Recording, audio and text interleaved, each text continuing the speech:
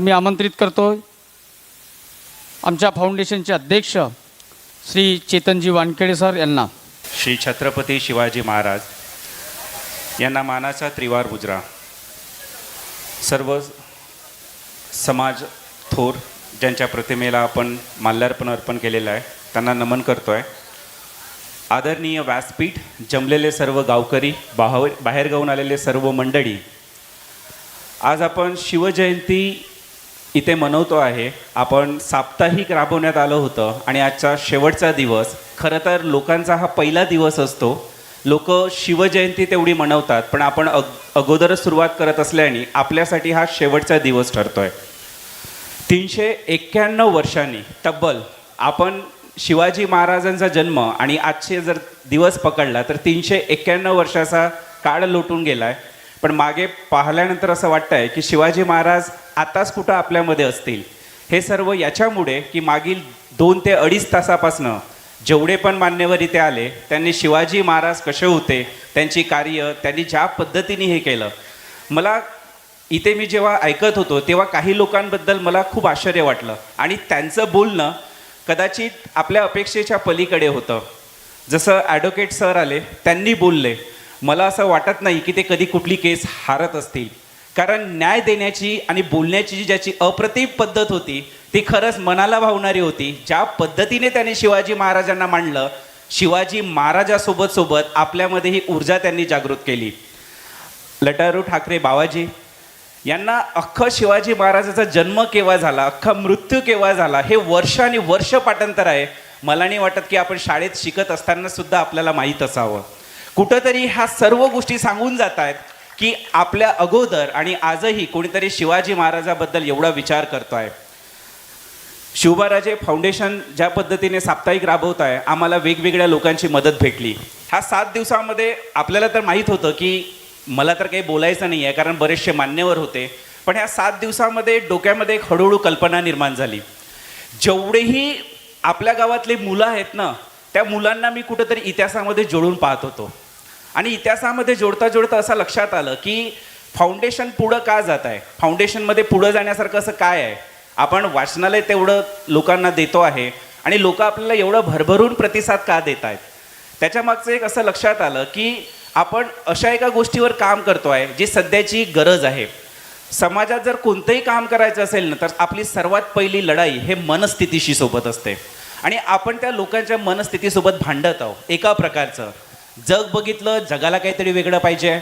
आपण जे करतो आहे ते लोकांना न आवडणारी गोष्ट आहे. पण कुठं तरी एक गोष्ट तेवढीच खरी आहे की ही गोष्ट जेवढ्या प्रभावीपणे आपण लोकांना सांगू, आज नाही उद्या नाही, येथून 10 वर्षांनी लोकांना वाचनालयाचं महत्त्व समजेल. एकदा शिवाजी महाराजाची पालखी जात होती आणि त्या वेळेस मोगल साम्राज्यामध्ये एक सरदार होते. त्यांना जेव्हा कळलं की शिवाजी महाराजांची पालखी जात आहे आणि ते आपल्या सीमेच्या जस्ट थोड्याशा बाजूनी जाणार आहे, तर ते अगदी आपल्या काही ठराविक सैन्यासोबत शिवाजी महाराजांकडे गेले. शिवाजी महाराज पालखीत बसलेले होते. शिवाजी महाराजांचे काही मावळे समोर, काही मावळे मागे, मधात शिवाजी महाराज, पालखी जात आहे. घोड्यांचा टापाचा आवाज यायला लागला.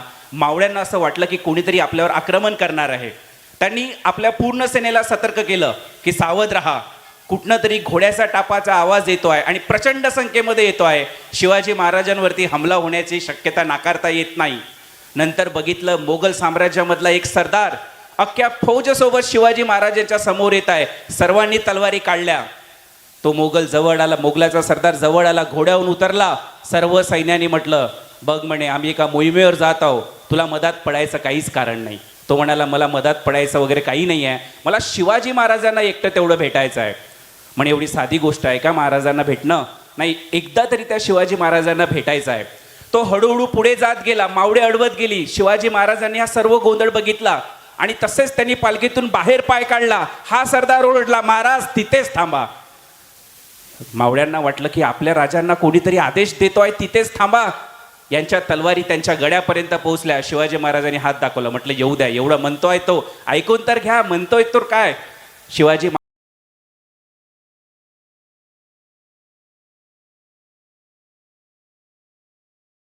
विचारलं, मावळ्यांनी विचारलं, तुम्ही नेमकं काय करताय? ही पद्धतच समजण्याच्या पलीकडे आहे. अरे तुम्ही तर आमचे दुश्मन ना. तुम्ही तर आमच्यावर तलवार चालवायला पाहिजे, शिवाजी महाराजाच्या पायाखालची माती कशाला उचलता.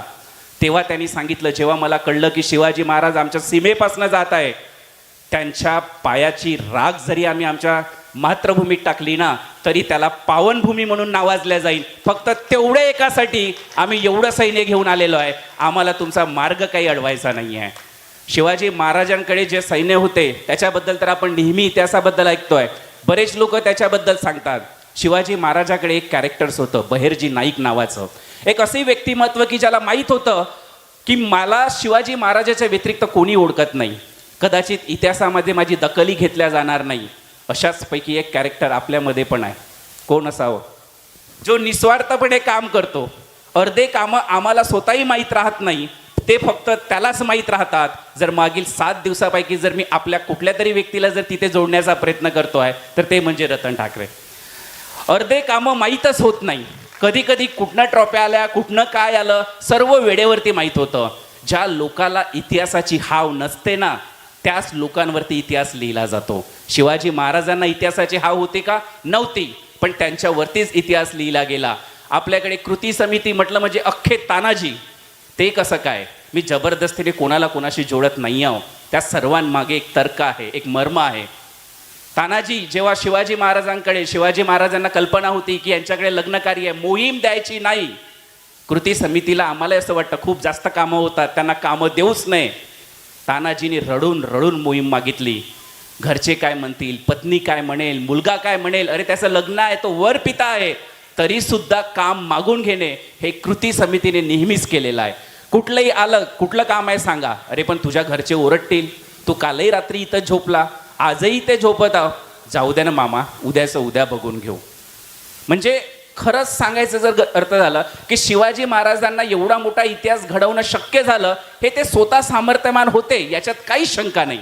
पण त्याच्यापेक्षा जास्त महत्त्वाचं होतं की ते कोणत्या लोकांसोबत होते, तेही जास्त महत्त्वाचं आहे. हे फाउंडेशन मोठं होण्यामागं एका दोघाचा हात नाही आहे. हे फाउंडेशन मोठं होण्यामागं अख्ख्या गावाचा हात आहे. आणि ती गोष्ट कुठं ना कुठं आम्ही मानतो, स्वीकारतो. त्याच्यानंतर जर आपण पुढे गेलो तर शिवाजी महाराजाकडे एक प्रतापसिंग गुजर नावाचा व्यक्ती होता. फक्त त्याला एकदा काय म्हटलं, प्रतापसिंग गुजर तुम्ही चुकीचं केलेलं आहात, तुम्ही त्याला सोडलं कसं? एकटा प्रतापसिंग 7 व्यक्तींना घेऊन निघतो आणि दुश्मनाच्या टोळीमध्ये जातो आणि स्वतः मरून वापस येतो. असेही काही कॅरेक्टर्स आमच्यामध्ये आहेत. सर्वांची जर नावं जोडायला गेलं तर तुम्हाला असं वाटेल की मी कुठंतरी अतिशयोक्ती करतो आहे, की कुठंतरी आपल्याच लोकांची स्तुती करतो आहे. पण एक खरं सांगायचं झालं, एक 500 लोकांचं गाव 143 गावामध्ये जाऊन एक शिवजयंतीचा संदेश पोहोचवतो आहे. हे काम काही छोटं नाही. आपल्यासमोर TV चॅनल्सवाले बसलेले आहेत. सर फक्त एका प्रश्नाचं उत्तर हो किंवा नाही मध्ये द्या. तुम्ही विदर्भ कव्हर करता, तुम्ही महाराष्ट्र कव्हर करता, कुठेही तुम्हाला असं आढळलं आहे का की शिवाजी महाराजाची शिवजयंती ही साप्ताहिक मनवल्या जाते? त्यांचं उत्तर नाही आहे.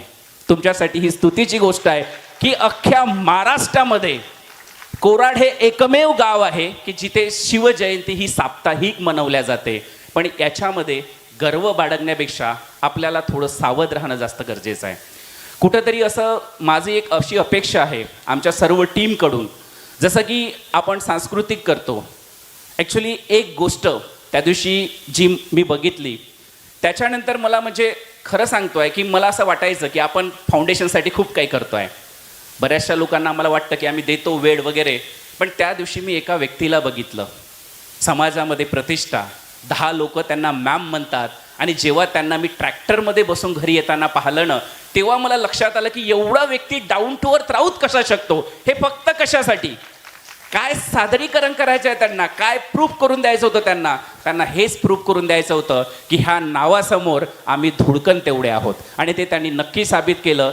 मी नाव घेणार नाही, पण तुमच्या कार्याला, तुमच्या इच्छाशक्तीला हे सर्व प्रणाम आहे, नमन आहे की खरंच तुमच्यासाठी महान शब्दसुद्धा कुठंतरी कमी पडेल. त्या सर्वांसाठी ज्या लोकांनी अहोरात्र प्रयत्न केले, 10 ते 12 मुलीची टीम एक अख्खा सांस्कृतिक कार्यक्रमाचा दिवस पार पाडतायत. परीक्षा चालू आहेत, घरी 12 वाजता आहेत, 1 वाजता आहेत, तरी ते इथे वेळ देऊन राहिलेले आहे. हे खूप महत्त्वाची गोष्ट आहे.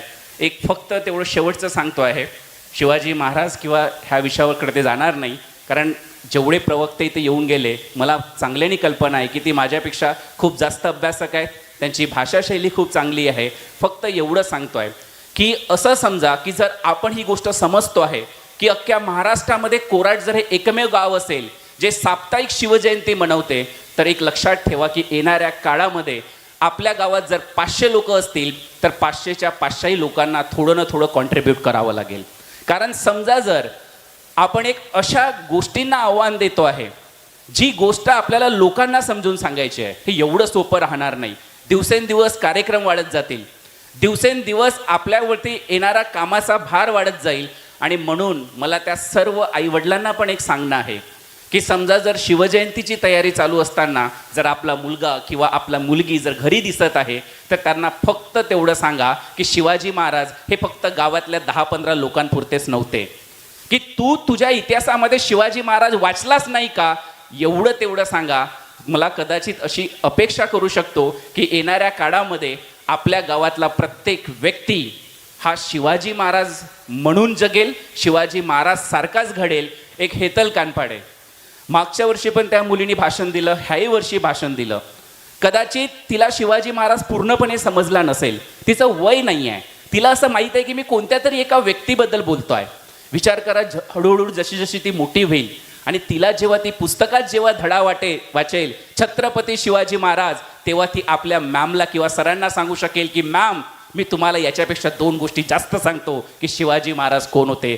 त्या दिवशी विचार करा की त्या शिक्षकाला काय वाटेल की एक असा समाज सुद्धा आहे की ज्याला माझ्यापेक्षा शिवाजी महाराजांपेक्षा जास्त माहीत आहे. बघा, जर आपण आपल्या मुलांना जर काही देऊ शकत असेल ना, तर तो एक चांगला समाज देऊ शकतो. तुम्ही त्याच्या हातात 200 रुपये ठेवा, त्याला कमीच वाटेल. त्याला 2000 रुपये द्या, त्याला कमीच वाटेल. पण समजा जर त्यांना तुम्ही जर शिवाजी महाराज जर दिले ना, तर मला नाही वाटत की त्यांच्यानंतर कोणतीच परिस्थिती त्याला हरवू शकेल. इतिहासामध्ये अशा बऱ्याचशा गोष्टी दिलेल्या आहेत. शिवाजी महाराज मला फक्त एकाच गोष्टीसाठी आवडतात. शिवाजी महाराज आणि जिजामाता जेव्हा आपल्या प्रांतामध्ये वापस आले, शहाजी राजेंनी जेव्हा सांगितलं कोंडदेवांना की तुम्ही घेऊन त्यांना आपल्या राज्यात चालले जा, शिवाजी महाराज आणि जिजामाता हे दोघंच होते. आणि वडील कुठंतरी लांब, वडील पाठीमागे नसल्यानंतर माणूस तोडतो, तुटतो, तो पूर्ण ढासळून जातो, हे आपल्यालाही चांगल्याने माहीत आहे. मी जे करतो आहे त्याच्या मागे माझा वडील नसणार हे माहीत असताना सुद्धा शिवाजी महाराजांनी स्वराज्याचं स्वप्न बघितलं. हे खरंच आपल्याला जमणार आहे का, याचा एकदा विचार करा. की समजा वडील मागे उभे नाही आहे, आई तेवढी आहे आणि ते दोघं मिळून स्वराज्याचा विचार करते आहे, ही खरंच इतिहासामधली सर्वात मोठी गोष्ट मला वाटते. त्याच्यानंतर शिवाजी महाराजांचा इतिहास काय आहे ते मला माहीत नाही, पण कदाचित ती एक गोष्ट, निर्णय क्षमता, कुणाला तरी असं वाटावं आपण पारतंत्र्यात आहो याची जाणीव होणे तेवढंच महत्त्वाचं आहे. ते जाणीव एका मुलाला वयाच्या 12व्या वर्षी होते आणि वयाच्या 16व्या वर्षी कोंडाणा जिंकतो, ही काही साधी गोष्ट नाही आहे. वयाच्या 16व्या वर्षात आपल्याकडे मुलगा 10वीची मॅट्रिक परीक्षा देतो. येशू ख्रिस्त, मला बघा धार्मिक विषयावर बोलायचं नाही आहे आणि माझा तसा उद्देशही नाही आहे आणि चुकीचं काढूही नका.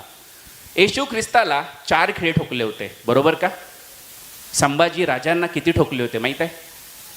किती ठोकले असेल?